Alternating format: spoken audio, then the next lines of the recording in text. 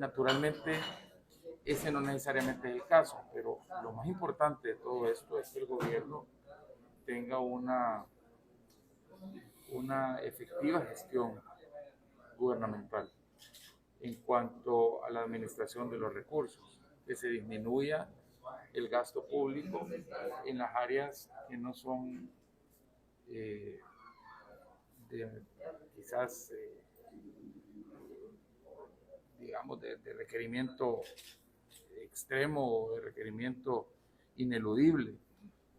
que se baje, por ejemplo, el tema de los gastos en cuestiones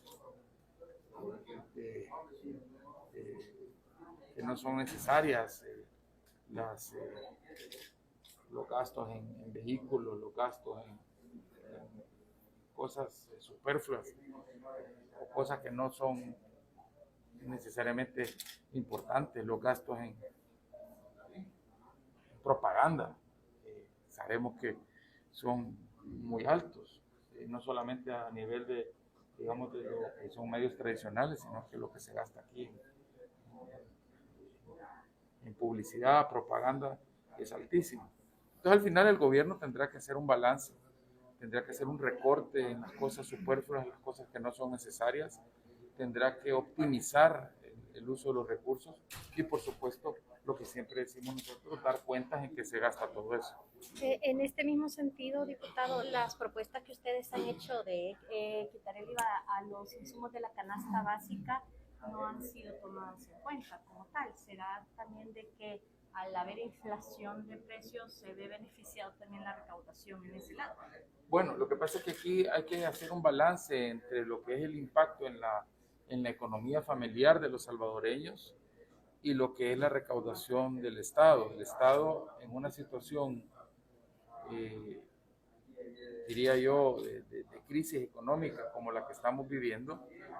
por supuesto tiene que ser responsable en cuanto a reducir los costos de en esos rubros en los que definitivamente se deberían de hacer recortes, como los que he mencionado, por ejemplo, algunos de los que he mencionado. Eh,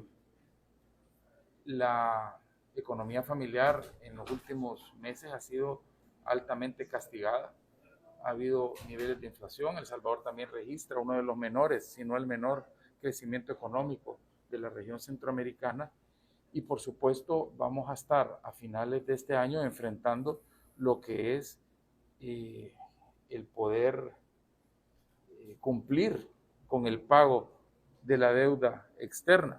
que viene con varios componentes que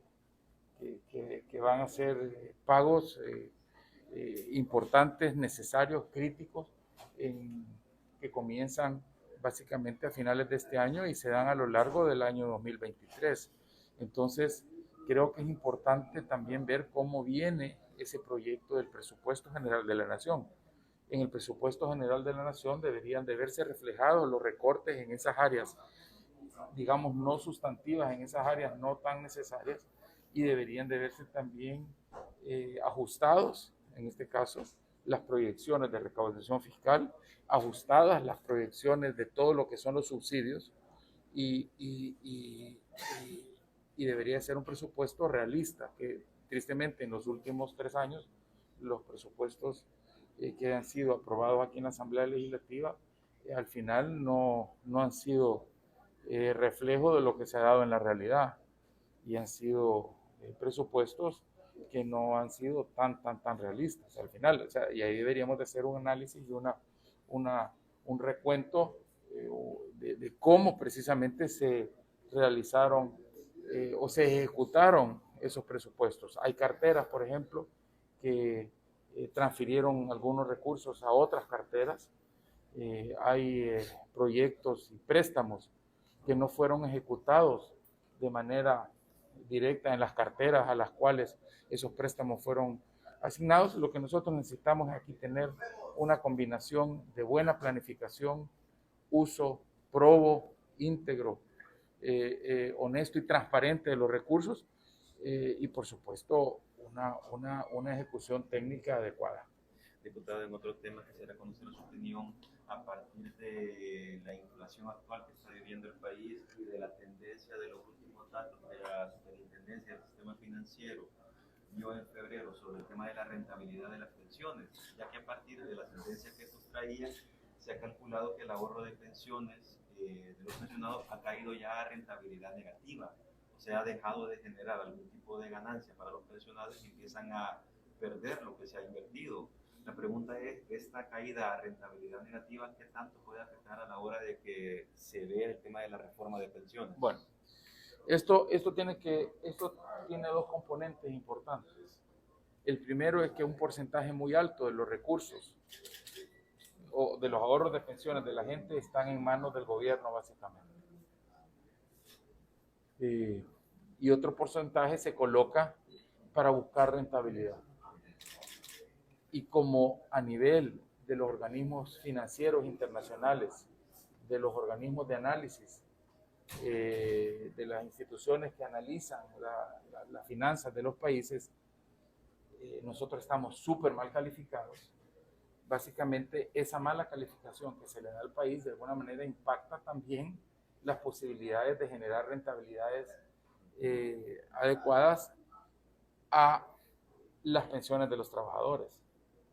a los fondos de pensiones. Entonces, ahí estamos siendo castigados, digamos, primero por esa mala calificación que como país nos han dado. Y segundo, porque también a nivel mundial había un impacto económico, que no hay que negarlo. O sea, que es una combinación de los dos aspectos. Y se dice mucho de que ante una posibilidad de impago, el gobierno tiene una posibilidad de echar mano de los recursos de los trabajadores, que al final creo que sería un error tremendo, porque esos recursos son de los trabajadores. Una de las cosas, y no son ni para el gobierno, ni son para repartírselo a nadie, porque cada trabajador que se le ha descontado de su salario y que se ha habido los aportes que se han dado para los ahorros de pensiones son de cada trabajador. Y eso creo que es lo importante, lo más importante que hay que respetar. Hay que buscar rentabilidad,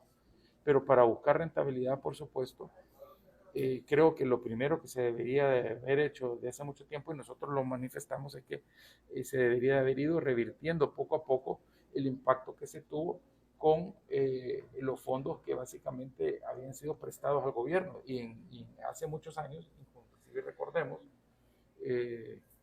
allá por el 2010, esto llegó a tasas que eran totalmente ridículas, tasas de interés que estaban por debajo del crecimiento inflacionario. Entonces, al final, ahí lo que estaba la gente, en vez de estar creciendo sus ahorros, lo que estaban es disminuyéndose en términos de capacidad de adquisición, de poder adquisitivo. Entonces, yo creo que ahí hay que hacer un análisis bastante bueno, bastante profundo, perdón, y creo que lo más importante es también que se respete los ahorros de los trabajadores. Quiero decirles que yo leí en un artículo de una revista económica centroamericana que parte del problema que tendrían también los inversionistas o las instituciones financieras en las que se podrían colocar bonos o recursos provenientes de ese porcentaje que todavía no maneja el gobierno de los ahorros de los trabajadores, que básicamente es lo que administra las AFP, que esa posibilidad de que se nacionalicen o de que se hagan comunales básicamente sean acaparados por el Estado esos recursos, genera también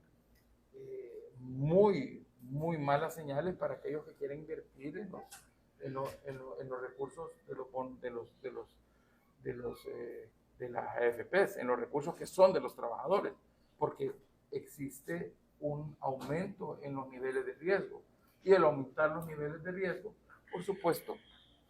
los instrumentos financieros que puedan ser generados tienen tasas muy bajas. Inclusive los bonos del Estado de El Salvador fueron declarados en un momento bonos basura, pues, o sea, Entonces, esto ineludiblemente, aunque no son recursos del Estado todavía, solo la posibilidad de toda esa especulación que hay sobre las posibilidades que el gobierno eche mano de los fondos de los trabajadores, generan un impacto negativo y básicamente hacen menos atractivos a los inversores, a los inversionistas, el invertir en los recursos de los trabajadores, y lo cual hace que las tasas de interés vayan cayendo. Yo recuerdo hace 3 años, yo estuve en la comisión, ¿se acuerdan ustedes? En la comisión especial, y nosotros vimos, por ejemplo, que en los últimos 5 años ya las tasas de interés se estaban normalizando alrededor del 4.75, 4.15%, que no era tampoco despreciable comparado que antes estaban las tasas alrededor del 1.15 de los recursos que tenía el Estado. Pero después esto volvió a caer drásticamente. Entonces, creo que sería bueno, y ustedes no solo como profesionales de las comunicaciones, del periodismo, sino que en su carácter individual, si ustedes agarran, pueden ir a una AFP donde están ustedes esos recursos y ustedes piden sus estados de cuenta. Y ustedes pueden, si los tienen, pueden ver en su propio ejemplo, desde su propia cuenta, ustedes pueden ver las rentabilidades que tenían, hace 6 años, las rentabilidades que tuvieron, hace 4, y las rentabilidades que tienen ahora. Y ahí van a ver ustedes reflejados en sus propias cuentas el impacto que ha tenido precisamente en su cuenta individual de ahorros, de pensiones, todo esto que estoy mencionando. Yo lo hice utilizando mis propios recursos y verdaderamente hace 3 años se vio una esperanza de que la cosa se podía recuperar, se vieron algunas opciones viables, pero ahorita básicamente lo que existe es una desesperanza y hay gente que no tiene pensión justa. Por otro lado, el tema de pensiones no refleja un tema de equidad. En la Constitución se habla que para el Estado, el tratamiento para todos los ciudadanos tiene que ser igual, y aquí como que hay pensionados de primera categoría, pensionados de segunda categoría y pensionados de tercera, y ahora ya están pensando en meter pensionados de cuarta categoría, pues, que somos los que estamos todavía, que estamos en la... Bueno, peor, yo por ejemplo ya voy a ir dentro de un par de años, ya me va a tocar estar ya en los trámites, ¿verdad? Pero hay otros que van comenzando, y esos son los que tienen ahorita la peor parte, porque lo que se ha hecho básicamente es una pirámide gigantesca donde también, hay que decirlo, si ustedes miran los afiliados al Seguro Social y los afiliados a las AFPs, en los últimos días han decrecido. Si lo que ha habido es más empleados públicos, que tiene que ver precisamente también con el tema del gasto público.